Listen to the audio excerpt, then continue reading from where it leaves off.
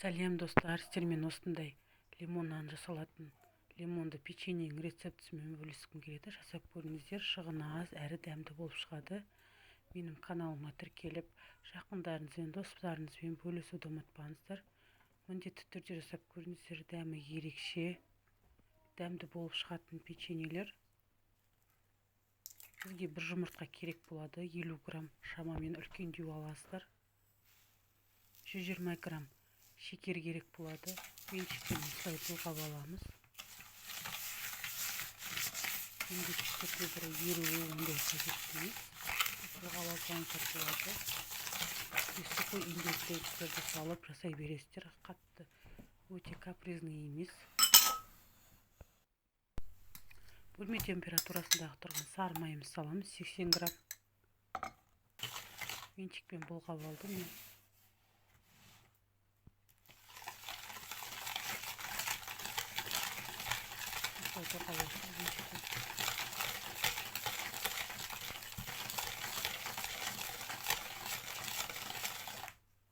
Бұл қатты капризный қамыр емес, жасай бересіздер.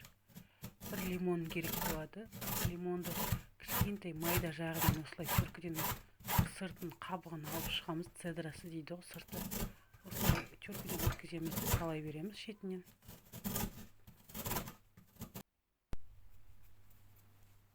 Бір лимонның цедрасы саламыз. Сосын қысып 20 грамм лимонның соғын құямыз. Алдын ала ситадан өткізілген 300 грамм ұнымызды саламыз. 4-тен бөлік ас содасын саламыз. Өте көп салып жүрмеңіздер. 8 грамм қопсытқыш саламыз. Осындай куркума, я болмаса сары краситель қоссаңыздар болады. Түсін шамалы келтіруге. Мен куркума салғанның өзіне мен аз салдым ба, қатты ондай сарғыш болмай қалды менікі. Осылай венчикпен былғап аласыздар да, қолдарыңызбен илеуге де болады.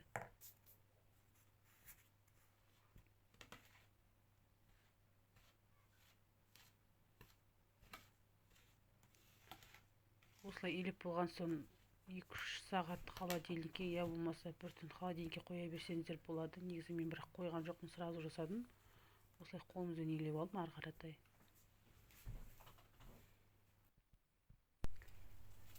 Осындай сарғыш түстеу болған сияқты, бірақ шамалы жетпегесін тағы да қосып жібердім, бірақ соның өзінде менде шықпады. Осындай шықты. Осылай жасап алдым да, елеп сахарный пудрамызға аунатпасаңыздар да болады, дөңгелетіп жасай бересіздер. Менде 30-37 штуктай шықты, шағында болғанда 37 штуктай шықты. Үлкендеу қылып жасайтын болсаңыздар 30 сондай жасай беруіңізге де болады. Өз еркіңіз, кішкентай я болмаса үлкен қылып жасай берсеңіздер де. Мен шағында қылып жасадым. Негізі сол кішкене орташа жасағандарыңыз жақсы, піскен кезде кішкене қатыңқырап кетпесін. Мен кішкене майдалап жасадым. Осылай сахарный пудрамызға ауната береміз. Қант ұнтағына. Пешімізде 170 градуста 10 минуттай пісіресіздер. Әркімнің пеші әрқалай, қарап тұрып пісіріп алыңыздар. Кейбір пештер тез қызады, кейбір пештер жай қызады дегендей қарап тұрып пісіресіздер. 7 минут, 10 минут аралығында. Печеньелеріміз пісіп шықты. Суытып, осылай тарелкамызға салып шайға ұсынсаңыздар болады. Мен осындай мята салып, бетіне кішкене әсемдік үшін салып шықтым. Міндетті түрде емес, ас болсын. Міндетті түрде жасап көріңіздер. Өте дәмді, шайға да күшті печеньелер, әрі шығыны аз. Сау болыңыздар, менің каналыма тіркеліп кетіңіздер.